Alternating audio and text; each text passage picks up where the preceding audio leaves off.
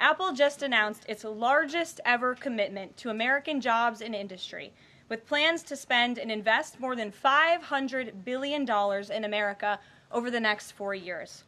Over the course of the current Trump administration, Apple plans to hire around 20,000 new workers, creating high-paying jobs right here in America. And the investment isn't limited to one specific region of our country.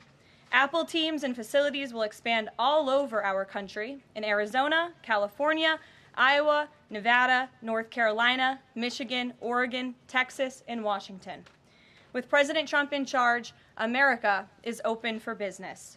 Apple CEO Tim Cook said it best in the company's announcement: "We are bullish on the future of American innovation."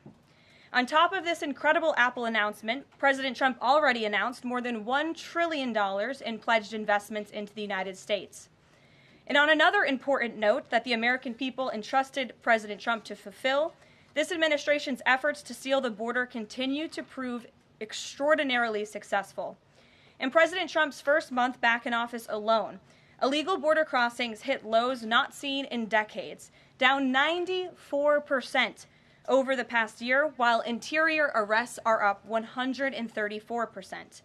And this past Saturday, this is a significant statistic that I wanted to share with all of you, there were only 220 illegal border crossings on Saturday. This is a 15-year low. Think about that in comparison to the amount of illegal border crossings we saw under the previous administration. Fox recently reported that a San Diego migrant shelter is closing its doors after saying they have not received new asylum-seeking families or individuals since January 20th. We all know what happened on January 20th, don't we? And yesterday, New York City Mayor Eric Adams announced that the massive Roosevelt Hotel migrant shelter in Manhattan will shut down in the next few months. We're also seeing a reverse migration effect. There are now verified reports from the Associated Press of migrants abandoning their journey to the United States and heading back home. This is the first time the Border Patrol has received these reports since 2020, during President Trump's first term. The returning migrants claimed in interviews that the new heavy security posture adopted by the Trump administration was a significant reason for their decision to return to the countries of their origin. Overall, the American people continue to overwhelmingly give President Trump very positive remarks. Nearly every one of President Trump's policy initiatives are receiving strong majority support, and I have noted that in every briefing since Inauguration Day. 81% of Americans support deporting illegal migrant criminals from our nation's interior. 76% of Americans support the Doge-led efforts of a full-scale investigation to find and eliminate fraud and waste in government expenditures. Again, this is from a Harvard-Harris poll, a very legitimate pollster. 76% of Americans support closing the border. 69% of Americans support President Trump's common-sense efforts to ban men from women's sports. As you all know, we celebrated that executive order at the White House a couple of weeks ago. 65% of Americans support the president's efforts to eliminate all preferences by race in the hiring and awarding of government contracts, which is another pledge that Doge is working hard to fulfill. And 61% of Americans, vast majority, support the president's plan for reciprocal tariffs to ensure that other countries are treating us the way we have always been treated. Despite what many Democrats and media members want you to believe, the Trump agenda is not only necessary, but it is overwhelmingly popular. Why? Because it's driven by common sense. And finally, as you all saw yesterday, a federal judge denied the Associated Press's emergency motion for a temporary restraining order against myself, our Deputy Chief of Staff Taylor Budowich, and our Chief of Staff Susie Wiles for our decision to remove the Associated Press from the White House press pool for certain and special events. The judge's ruling, upholding our decision to deny the Associated Press such privileged access, reinforces the truth. And it reiterates what I said from this podium last week when that suit was filed. Asking the President of the United States questions in limited spaces such as the Oval Office and Air Force One is a privilege that unfortunately has only been granted to a few. It is not a legal right for all. The Trump administration has already proven to be the most transparent ever, and this president the most accessible in history. This is evidenced by President Trump's daily press conferences in the Oval Office, where he takes many questions from the journalists who have the honor and privilege of standing before the beautiful, resolute desk. The president and this entire White House are committed to ensuring the American people continue to receive this same level of historic transparency, access, and visibility. In fact, we want to double down and give even greater access to the American people. We want more outlets and new outlets to have a chance to take part in the press pool, to cover this administration's unprecedented achievements up close, front and center. As you all know, for decades, a group of DC-based journalists, the White House Correspondents Association, has long dictated which journalists get to ask questions of the President of the United States in these most intimate spaces. Not anymore. I am proud to announce that we are going to give the power back to the people who read your papers, who watch your television shows, and who listen to your radio stations. Moving forward, the White House press pool will be determined by the White House press team. Legacy outlets who have participated in the press pool for decades will still be allowed to join, fear not, but we will also be offering the privilege to well-deserving outlets who have never been allowed to share in this awesome responsibility. Just like we added a new media seat in this briefing room, legacy media outlets who have been here for years will still participate in the pool, but new voices are going to be welcomed in as well. As part of these changes, we will continue the rotation amongst the 5 major television networks to ensure the president's remarks are heard far and wide around this world. We will add additional streaming services which reach different audiences than traditional cable and broadcast. This is the ever-changing landscape of the media in the United States today. We will continue to rotate a print pooler who has the great responsibility of quickly transcribing the president's remarks and disseminating them to the rest of the world. And we will add outlets to the print pool rotation who have long been denied the privilege to partake in this experience, but are committed to covering this White House beat. We will continue to rotate a radio pooler and add other radio hosts who have been denied access, especially local radio hosts who serve as the heartbeat of our country. And we will add additional outlets and reporters who are well-suited to cover the news of the day and ask substantive questions of the President of the United States, depending on the news he is making on that given day. This administration is shaking up Washington in more ways than one. That's what we were elected to do. As I have said since the first day behind this podium, it's beyond time that the White House press operation reflects the media habits of the American people in 2025, not 1925. A select group of DC-based journalists should no longer have a monopoly over the privilege of press access at the White House. All journalists, outlets, and voices deserve a seat at this highly coveted table.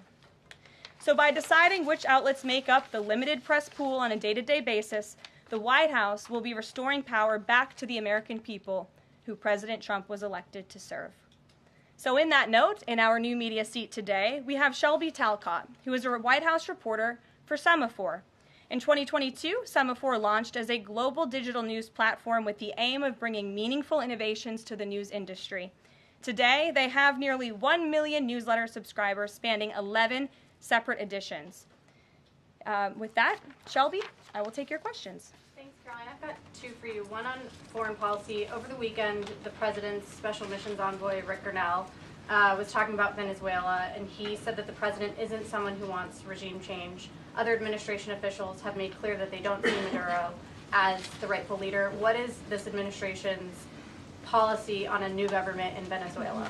I think the president has made his position on Venezuela quite clear. He stands in opposition to the Maduro regime, and Secretary Rubio has spoken on this extensively as well. And then on Doge, last night Elon Musk said that a failure to respond a second time will result in termination. Will there be additional rounds of the "what did you do this week" email from Doge to federal workers? And what's the guidance on the federal workers who've been instructed by their agencies not to reply? So a couple of things on this. First of all, let's just take a step back and talk about this idea. The president sent out a truth last weekend to Elon Musk saying he loves everything Elon is doing and he wants him to be even more aggressive because Doge thus far has proven incredibly successful in making our government more efficient. And so Elon and Doge came up with this idea. Elon has implemented this at his private companies. It has proven successful. And it's a very simple idea when you think about it. All the Office of Personnel Management is asking, all this administration is asking, President Trump is asking, is for federal workers who live off of the American taxpayers' dime to send 5 bullet points of what they have done in the previous week. That is all we are asking for. And so the Office of Personnel and Management sent out additional guidance last night. Those responses should be directed to agency leadership, and the president defers to his cabinet secretaries, who he's obviously entrusted to pursue the guidance relative to their specific workforce. And for some of the agencies that you've seen who have said, please don't send these emails, it's in their best interest for that specific agency, and the president supports that. And let me be very clear, the president and Elon, as his entire cabinet, are working as one unified team, and they are implementing these very common sense solutions. You're welcome. Jackie. Thank you. One follow-up on that question. So about the deadline, Alina Habba said that you have until tonight. Elon Musk said a failure to respond a second time would result in termination. So is that a real deadline? Should federal workers be looking to that guidance, or should they be looking to the agency heads? Like, what is the actual deadline?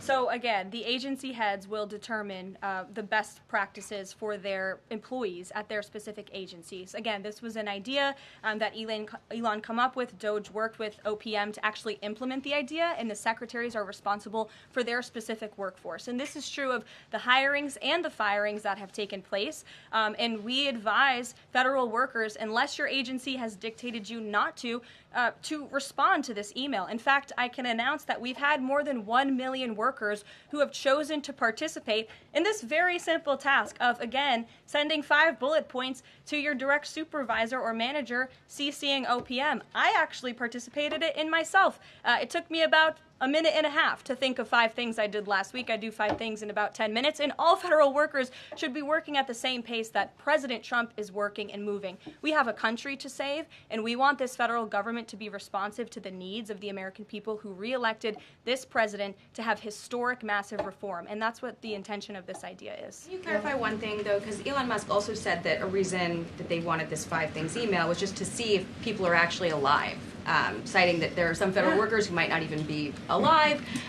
So, meantime, NBC is reporting that these responses are going to go into an AI generator to evaluate whether these jobs are necessary. So, is it just to see if people are actually working, or is it an effort to maybe cut some of those jobs? I have not seen that NBC News report, and I haven't heard that from Doge or from Elon himself. Again, this is to ensure that federal workers are not ripping off American taxpayers, that they are showing up to the office, and that they are doing their jobs. That's what the American people expect, and it's a very simple task to complete. I did it myself, and I was more than happy to do it because I'm very grateful that I am serving the American people on the American taxpayers' dime. Doge should hire a spokesperson just so that Elon Musk doesn't put out tweets that then confuse federal workers. Are my press briefings not good enough for you, Jackie? John. Caroline, thank you. In the ruling by Judge McFadden yesterday, who dismissed the lawsuit that AP brought against yourself and your team members here, President Trump, in there he said, why not just do away with the entire White House Correspondents Association along with it, because essentially they have no authority, they just usurped it. What is your reaction to that? Well, first of all, John, it's great to see you, and you are one of those individuals who has you're on a streaming platform that hundreds of thousands of people tune into every day, so it's great to see you in the briefing room.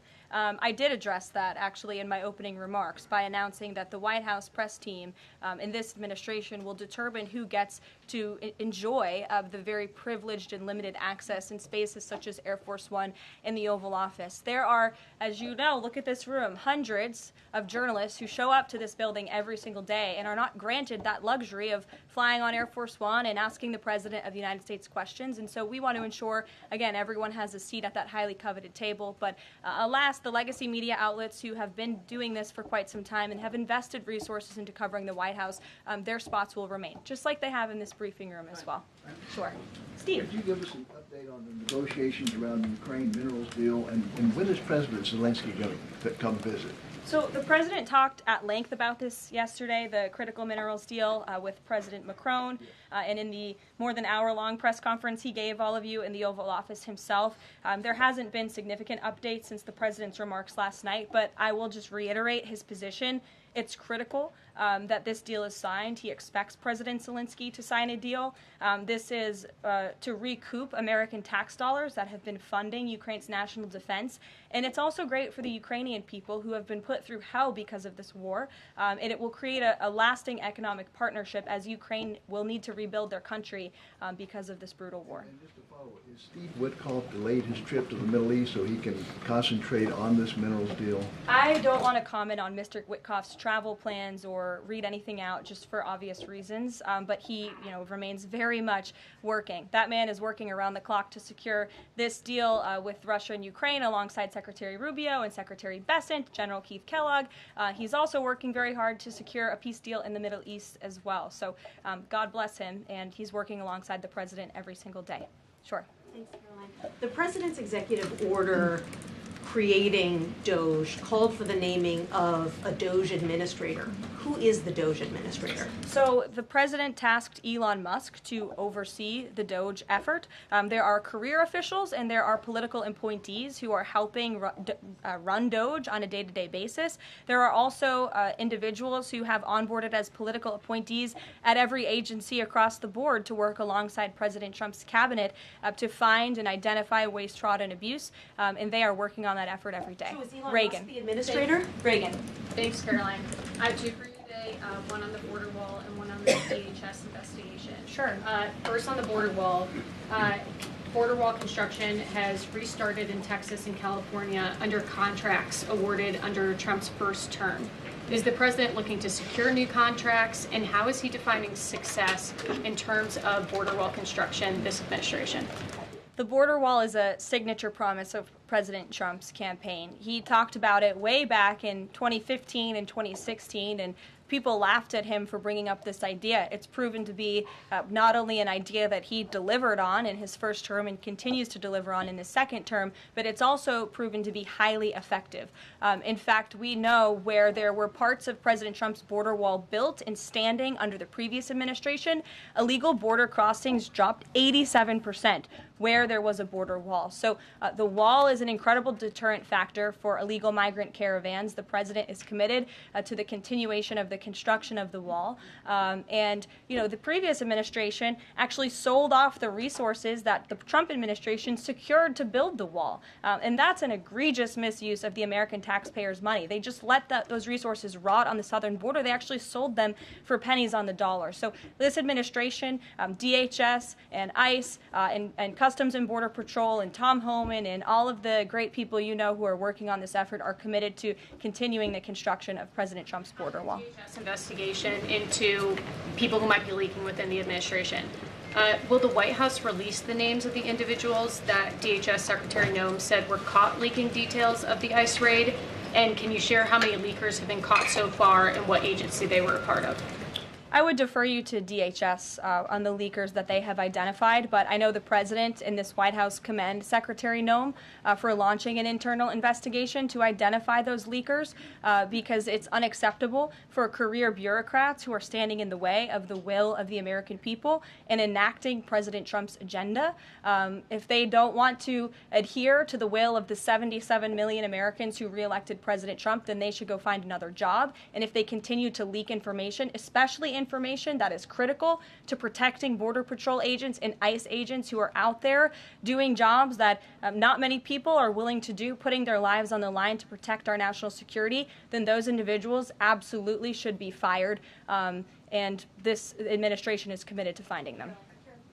Sure. Caroline, two questions for you. One related to Guantanamo Bay, the other to the White House Correspondents' Dinner. I wanted to get your response to some Washington Post reporting of the migrants who stayed over at Guantanamo Bay for the last 2 weeks. They told the Post they were rarely let outside. They were shackled and placed in what they described as cages and alleged that they were not treated as human beings. Does the White House have any response to those conditions? At Guantanamo Bay? It's a promise the president campaigned on, that if you invade our nation's borders, if you break our country's laws, and if then you further commit heinous, brutal crimes in the interior of our country, like raping and murdering innocent, law-abiding women and girls, and committing heinous acts of violence, then you are going to be deported from this country, and you may be held at Guantanamo Bay. These are criminals we are talking about. Don't forget that. Sure. So U.S. consumer confidence fell this month the most since August of 2021. What is your message for Americans who are concerned about the impact of things such as tariffs on prices? Yeah, sure. Well, thank you for that question. It's obviously an important one. The president campaigned on reigniting the Trump economy and fixing the mess that was created by the previous administration. We know they created an economic and an inflation nightmare for the American people, and I'm not going to stand up here and lie to you like my predecessor did about the state of our economy. We understand there are people that are hurting, and this administration is wholeheartedly committed to ensuring that those individuals see relief and price reductions and tax cuts and in less regulations that are burdensome on their household and their businesses. And the president and this entire administration are focused on that every day. I can go through the very long list of economic actions this president has taken. I know you work for Bloomberg, so I'm sure you're well aware of them, but I can assure the American people that the president is very much focused on bringing down the cost of living crisis in this country that was created by the previous administration. Just have a quick follow-up. Sure. Is the president planning on whipping any votes for support for the House budget vote? And if so, to whom is he making calls? I'm not aware of any calls that he has made. I did talk to the president about his position on this just before coming down here, and he said that he's made it very clear to the Hill what his priorities for a budget are. He's said it to the Speaker of the House. He said it to Leader Thune. The Senate and the House know what President Trump wants and know what the American people want. And so he expects Congress to get it done. He's looking at the proposal from the House. He will also be looking at the proposal that I believe the Senate is drafting up as well. Sure. Thank you, Caroline. I have two questions. Does the United States, I'm sorry,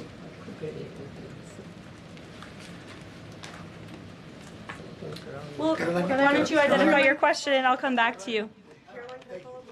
Sure, go ahead. Thank you. So, what guarantee that Israel will withdraw from Lebanon soil after 2 weeks, as the ceasefire terms indicates?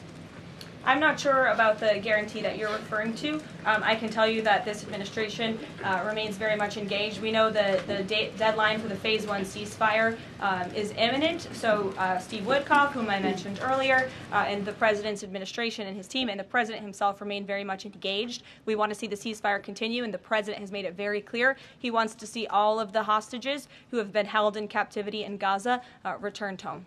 Jeff. Caroline, I was wondering if is Elon Musk going to attend the president's first cabinet meeting tomorrow? He is, as a matter of fact. I spoke to the president about that before coming down here as well. And Elon, considering he is working alongside the president and our cabinet secretaries, this entire administration will be in attendance tomorrow just to talk about Doge's efforts and how all of the cabinet secretaries are identifying waste, fraud, and abuse at their respective agencies. We look forward to the meeting tomorrow, and I think you'll be hearing from the president and his cabinet where they're on campus tomorrow. I hope you guys are excited. Since some of those cabinet members were caught off guard by the email from Saturday. Nobody was caught off guard. A few departments said they were caught off guard. The FBI was, the DOJ was. Did anonymous sources say that, or did the cabinet secretary say that? The cabinet secretaries and others have said that they were not aware that this was happening. So I'm wondering, will there be a give and take tomorrow at the cabinet meeting? Is Elon Musk or the president open to any type of dialogue about who is actually in charge of the chain of command of these workers? I would reject the premise of your question, Jeff. The cabinet secretaries have not said that. I know anonymous sources, probably career bureaucrats, have leaked that to many of you in this room. But as I said at the beginning of this press conference, everybody is working as one team, and the president respects the decisions of his cabinet secretaries to tell their staff, not to respond to that email because they did so out of interests of national security, and they don't want to obviously risk confidential information. It's pretty common sense. Dasha. Musk has obviously been doing a lot of work. He's been working every day, and a lot of the time weekends. He is designated as a special government employee, which means that he can only work 130 days per year. Is the White House expecting him to limit his work to 130 days, or are you going to work around those rules? Do you want to see him extend beyond the 130 So today is February 25th, so I think we've been here about 35 days, roughly. So ask me in another 100 days. Daniel. Caroline, thank you. You opened up with a major announcement from Apple, $500 billion, 20,000 jobs, doubling its advanced manufacturing fund. Yeah. What does that signal that such a global brand would make what it called its largest ever spend commitment just a month into President Trump's second term? What does that signal about his economic vision for the country? President Trump is a deal maker, and he has restored confidence in business leaders around this entire world. Apple is one of the largest companies on the face of the planet. They employ hundreds of thousands of Americans, but the president wants to see more Americans employed, more investments here in the United States of America. And this is another fulfillment of the president's campaign promises. I recall President Trump at his rallies on the campaign telling the world that if and when I am elected, America is going to be back, and we want your investments to be driven onshore. We want you to hire American workers, and you will have the lowest regulatory burden, the lowest tax cuts, and the president has already proven he's committed to slashing regulation. He's counting on Congress to implement those tax cuts. And so people are encouraged by the president's, again, as Tim Cook called it, they're bullish about American innovation because of the leadership of this president. And it's a stark contrast to the leadership of the previous administration, Joe Biden, who I don't think spent any time trying to recruit any investments or jobs here at home. Mary.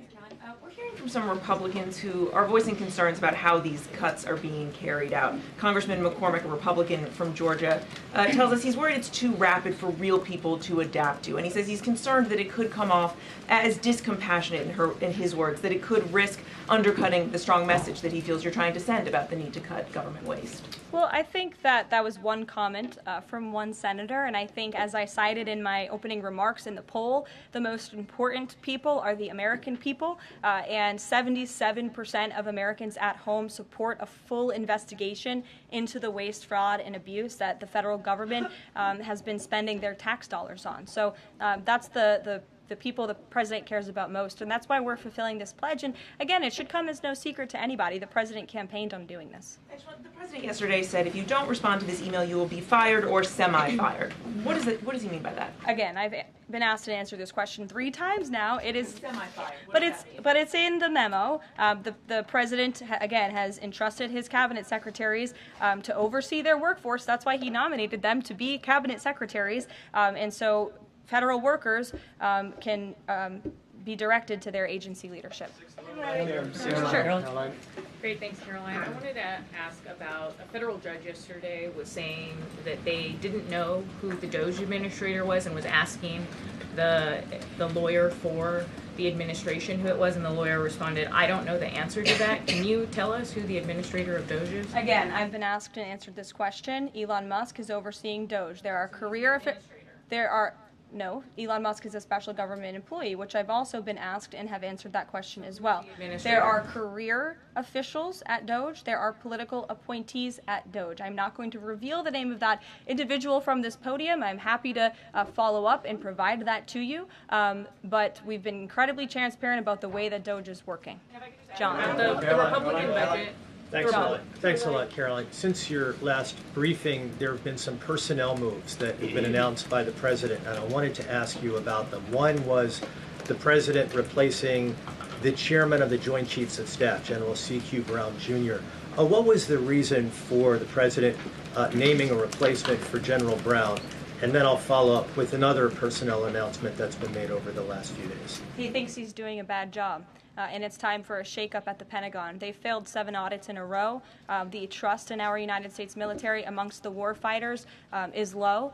The president is shaking up the Pentagon and the Department of Defense, of course, with Secretary Hegseth leading, and he has the right to do that. It's actually quite common from administration to administration to do such a thing. The president, when he swore him in as the Chief of Staff for the Air Force, called him a great man and a great gentleman. Does he distance himself from the remarks that he made back in August of 2020?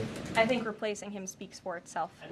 James. There was one other one, if I'm sorry, thank you. On the FBI, the president also announced a new deputy director of the FBI, Dan Bongino. From what has been reported, and maybe this is not accurate reporting, you can tell me, the FBI director, Kash Patel, informed Republican senators that it would be an individual named as the deputy who was a special agent currently at the FBI, and of course Mr. Bongino is not. What was the reason for naming Mr. Bongino to this position, and was Mr. Patel not correct in making that assurance to those senators? I'm not sure if anybody in this room has listened to Mr. Bongino when he talks about the past corruption at the FBI, when he talks about his experience serving for the United States Secret Service. This is a man who loves his country and who has honorably served our country in ways that many people have not. He understands the depth of the corruption at these institutions, which the American people re-elected President Trump to shake up. And I think it's quite despicable to see many networks in this room who have had chyrons on their television screens labeling Mr. Bongino as a far-right podcaster. He is not. He is a former law enforcement agent. He is a former Secret Service agent who put his life on the line to protect this country, and that is why the President of the United States has entrusted him for this important role. He's also an outsider to this Washington swamp, and we often see that when outsiders are appointed to such coveted positions, a lot of people in this city get very, very nervous, and they should be, because Dan Bongino and Kash Patel and Attorney General Bondi are focused on rooting out the corruption at these agencies and ending the weaponization of government once and for all. I'd like to end with something. As you all know, you know what, James? I'm feeling generous. Go ahead. Thank you. I will take it. Thank you, Caroline. Sure. I wanted to ask. Don't make me regret this. I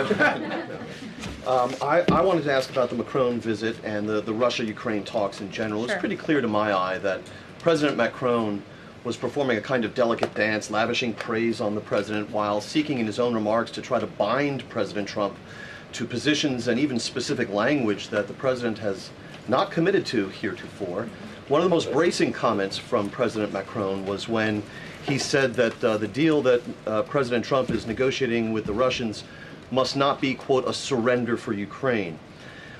All of the public points that we have heard from President Trump, from Secretary Hegseth, and from other administration officials talking about these negotiations have averred to, quite openly, to concessions from the Ukrainians that will have to be made. The minerals deal, the abandonment of their NATO ambitions, and other elements. So far, we have not heard any administration official suggest a single concession that the Russians should be prepared to make. And so I wonder if you could assure us, at a minimum, that this negotiation process will not be as one-sided as the Europeans seem to think it is, that in fact, President Putin will also be made to engage in some concessions to reach this deal. Well, I think the president knows how to make a deal better than anyone who has ever assumed the office of the American presidency. And in order to make a deal, you have to bring both sides to the table. And typically, when you make a good deal, both sides leave that table a little bit unhappy. I'm not going to outline the concessions that the president and his team are engaged in discussing. These are obviously ongoing negotiations, and it would be unwise of me to impede them from this podium. But the president has made significant improvements in ending this conflict. He is committed to seeing an end to the war. He wants to see the bloodshed and the killing stopped. He wants to stop seeing young men being killed and slaughtered. This has been going on for far too long. The president inherited this mess because of the incompetence of the previous administration, and he's committed to fixing it. And he's made, some of those concessions clear, but I'm not going to get ahead of him on additional ones. But he is wholeheartedly committed to striking a peace deal in Russia and Ukraine, also in the Middle East. Thank you very much, guys. Good to see you. We'll see you later. Thank you.